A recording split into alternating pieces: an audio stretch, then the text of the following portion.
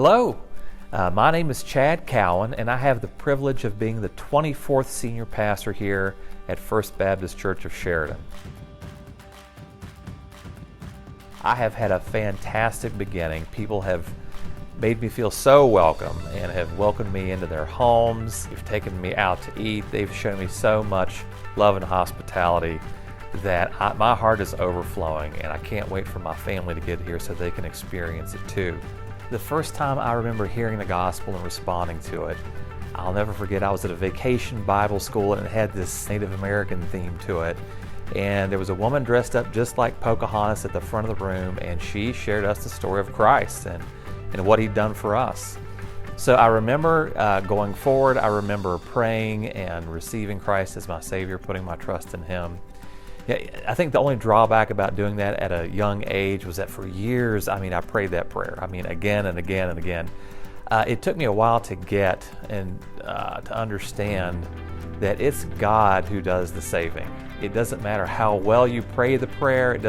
It's about God saving us. It's about us just trusting in the saving work of Jesus Christ. So even though I said that prayer whenever I was probably about 6 years old, it took years for me to really gain an assurance that I was saved.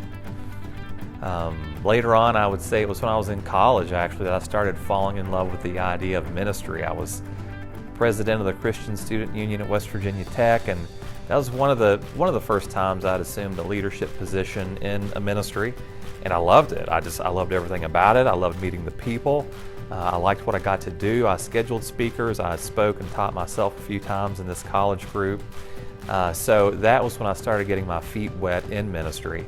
And it was a few years later, actually, whenever I was working as an engineer, that God made it clear that it's time to go and pursue the pastoral office, to become a pastor. So I was living in Maryland. I was working as an engineer, which is also, by the way, where I met my wife, Melissa. We met in Maryland while I was working as an engineer at a Bible study. Imagine that. And so anyway, we quit our jobs and we moved to Dallas, Texas to attend seminary.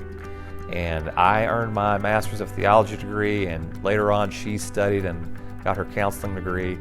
So now it's 8 years later, and we're both thrilled to be in the fields that we're in.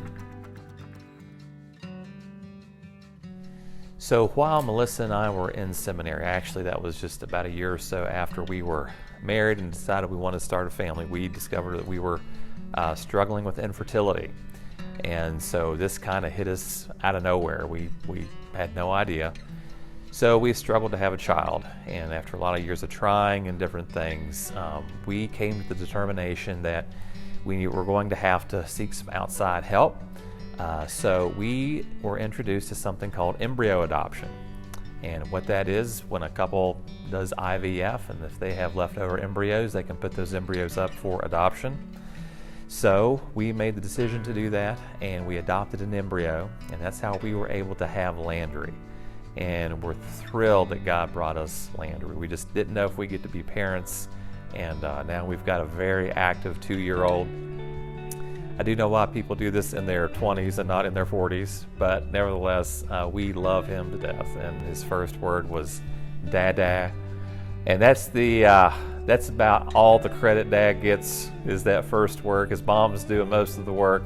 He mainly wants Mom, but at least I had that first word. I think one of the things I've learned after having gone back and serving for 5 years in my hometown of Charleston, West Virginia, and getting to reconnect with a lot of my childhood friends, is just the value of friendship.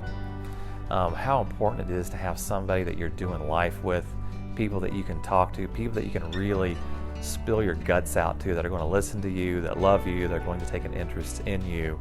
So not just having good friends, but also being a good friend, being a friend that other people can trust and can talk to, and can talk about whatever it is that they're stumbling on and struggling through at this time in their life. So friendship has been a huge, it is such an important relationship and facet of walking with God and learning to walk with people. So if you're looking for a church right now, I think you'll find a great church home here at First Baptist Church of Sheridan.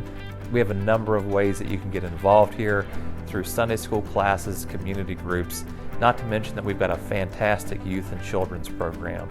So if you're looking for a church home, if you're considering where might you go and serve with a loving and faithful congregation, I think you'll find that here at First Baptist Church of Sheridan. This is a church that has a 127-year legacy of loving and trusting in the gospel of Jesus Christ. So please come check us out. I think you'll find a very warm and welcoming congregation.